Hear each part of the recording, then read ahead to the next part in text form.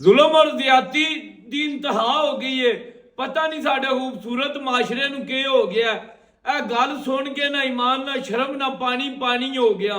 कैसा मुकद्दस मजहबी फरीजा है कुर्बानी। यह चार भरा आपस ही लड़े ने, एक भरा ने दूजे नूं कतल कर छड़िया। यार कोई शर्म पर बरीयत की इंतहा होंदी है।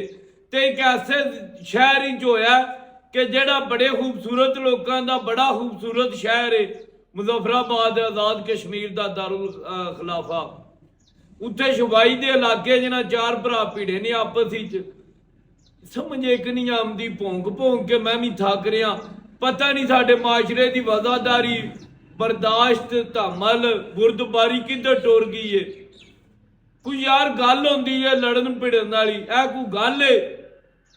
ईमानदारी की गल है। जिस वेले दी खबर सुनी है ना, शर्म ना पानी पानी हो गया। ते गुस्से नाल ना इंज अंदर उबाल पे आंदे ने।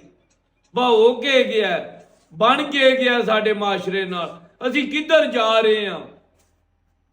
नित कोई ना कोई मनूसे खबर सुननी पैंदी, वा भरा ने भरा नूं मार छड़िया, इंज हो गया उंज हो गया। समझ नहीं आती साडे माशरे नूं की हो रहा ते किधर जा रहा है।